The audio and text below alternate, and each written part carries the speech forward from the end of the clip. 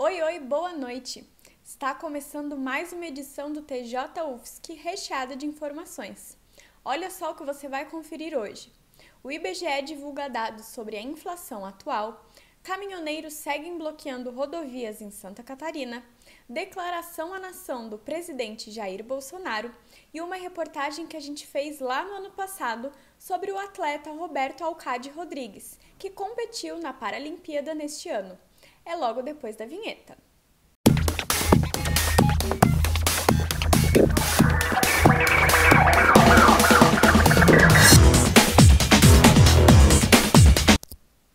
O IBGE divulgou hoje dados sobre a inflação no país. A taxa do mês de agosto é a maior desde 2000. A inflação calculada pelo Índice Nacional de Preços ao Consumidor Amplo, o IPCA, considerada a inflação oficial do país, ficou em 0,87% em agosto. Mesmo sendo a maior taxa para um mês de agosto desde o ano de 2000, ele está levemente abaixo dos 0,96% registrados em julho. A inflação está sendo influenciada principalmente pelo aumento do preço dos combustíveis.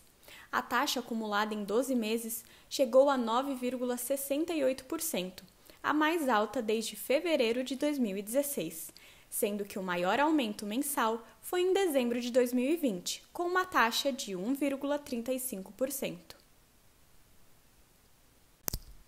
Hoje, as rodovias de Santa Catarina continuaram bloqueadas depois dos atos do dia 7 de setembro, e mesmo após a publicação feita ontem à noite pela Justiça Federal de duas decisões que determinaram o fim dos bloqueios.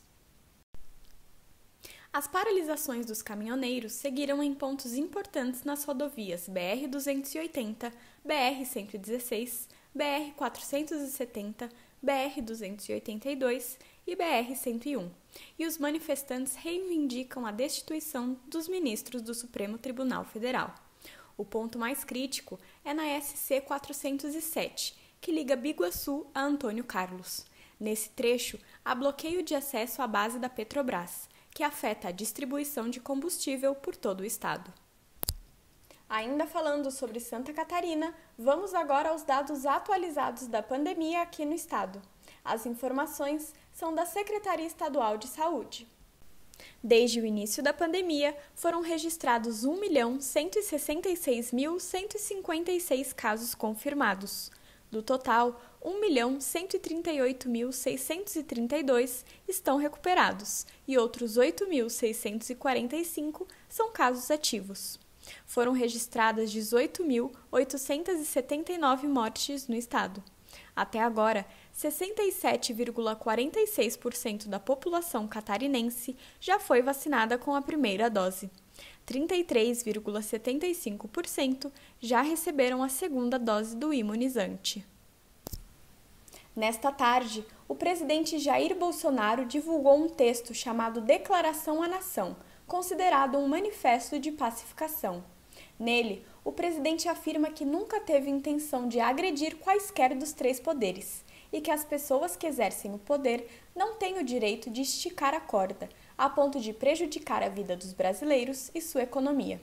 Além disso, Bolsonaro acredita a crise institucional a discordâncias em relação a decisões de Alexandre de Moraes. O presidente também afirma que essas questões devem ser resolvidas por medidas judiciais que garantam a observância dos direitos e garantias fundamentais previsto no artigo 5º da Constituição. A divulgação do documento foi um conselho do ex-presidente Michel Temer. Mudando de assunto, a natação brasileira teve seu melhor desempenho na Paralimpíada e conquistou só nesse ano 23 medalhas. Porém, para muitos atletas, a preparação para a competição foi prejudicada por conta da pandemia. Foi o caso do nadador Roberto Alcade Rodrigues, que no ano passado contou ao TJ UFSC um pouco sobre os treinos e preparativos para a Paralimpíada de Tóquio. Vamos relembrar essa reportagem.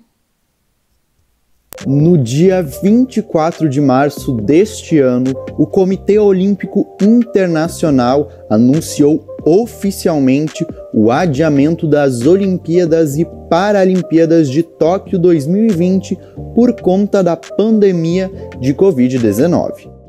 Mas espera aí, que essa história que a gente vai contar hoje começa um pouco antes desse adiamento. Este é o Roberto Alcade Rodrigues, nadador paralímpico do Grêmio Náutico União e da seleção brasileira. Ele já foi campeão mundial do nado peito em 2013. Atualmente é o recordista brasileiro dos 100 metros peito na categoria SB5 e recordista das Américas nos 200 metros peito, também na SB5.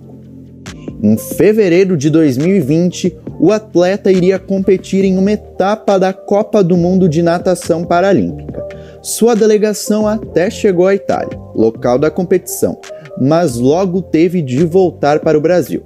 E fomos para a viagem, falaram que era tranquilo, que não era nada, estava tudo sob controle lá. Quando chegamos em Veneza, já começaram, eita, olha o celular. Aí, o que foi? Olha a notícia, bota coronavírus no Google que já aparece. Aí botou lá, já estava Itália em lockdown, tudo fechado. A gente, ué, como assim? Aí ficou todo mundo se olhando. Ué, mas aí falaram, calma gente, a competição tá oficial que tá certa ainda. Não tem problema, vamos manter o planejado. As ruas tudo desertas, a gente indo para lá, tudo abandonado, tudo fechado, só dá para ver a luz das casas ligadas. Aí a gente, na metade do caminho para a cidade da competição, já vem a atualização, competição cancelada. Aí, putz. Em solo brasileiro, os treinos seguiram até março, quando o governo de São Paulo proibiu o uso do Centro Paralímpico Brasileiro. Roberto não desistiu. Manteve os treinos no condomínio onde vive na capital paulista. As restrições aumentaram e ele decidiu passar um tempo na casa da família, em Florianópolis.